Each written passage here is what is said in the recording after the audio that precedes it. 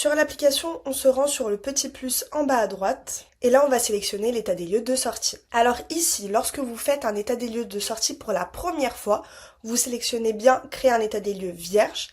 Par contre, si vous avez déjà fait l'état des lieux d'entrée et que là vous souhaitez faire l'état des lieux de sortie, on va faire copier un état des lieux précédent. Donc là vous choisissez votre état des lieux d'entrée.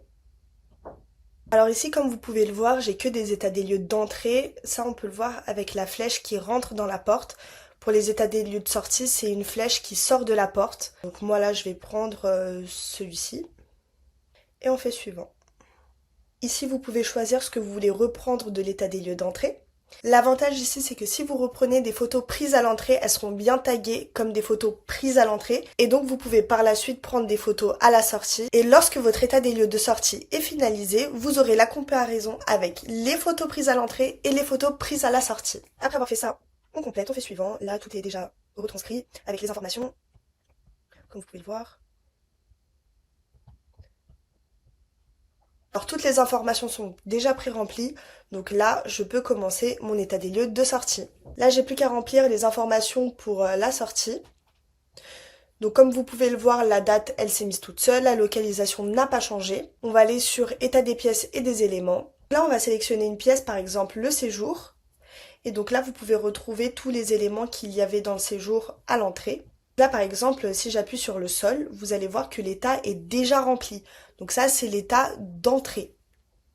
Donc si rien n'a changé, si l'état est neuf comme à l'entrée, on ne change rien, on laisse comme ça. En revanche, s'il y a des choses à signaler, si l'état s'est dégradé, il suffit juste de modifier. Par exemple, on va mettre moyen. S'il y a des dégradations, vous prenez en photo. Vous pouvez même rajouter un commentaire.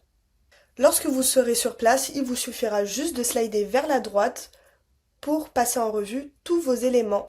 Pareil pour les relevés de compteur, vous allez dessus et vous aurez deux colonnes. Comme vous pouvez le voir, à gauche, c'est l'état d'entrée, donc elle est déjà pré-remplie. Là, il vous suffit juste de mettre l'état de compteur à la sortie, vous ajoutez et vous terminez. Pareil pour les clés, vous allez dessus, vous avez une colonne d'entrée et une colonne de sortie. Là, vous modifiez si des clés manquent. Vous pouvez également mettre des photos, également pour les relevés de compteur, j'ai pas précisé mais ça va de soi. Pour les photos, ça vaut pour tous les éléments, même pour les pièces. Vous allez sur photo ici, par exemple. Là, vous allez prendre une photo. Donc, vous prenez une photo de vos clés.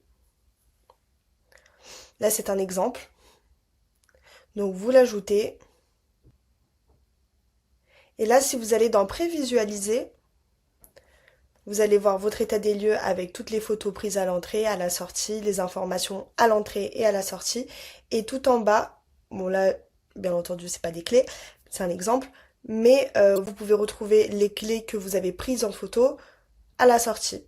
Maintenant, si je vais dans la section des signataires, on va se rendre sur les informations du locataire. Il faut savoir que lorsqu'on fait un état des lieux de sortie, il est important d'indiquer la nouvelle adresse du locataire.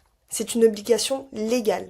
Ça sera une information qui sera systématiquement demandée à l'état des lieux de sortie uniquement, donc ne vous inquiétez pas, vous ne l'oublierez pas. Et donc pour la dernière section, ça sera les remarques.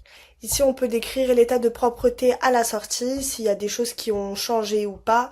Vous pouvez également mettre des photos. Puis si vous allez sur l'observation générale, vous pouvez bien entendu mettre un commentaire, des remarques sur ce qui va ou ce qui va pas.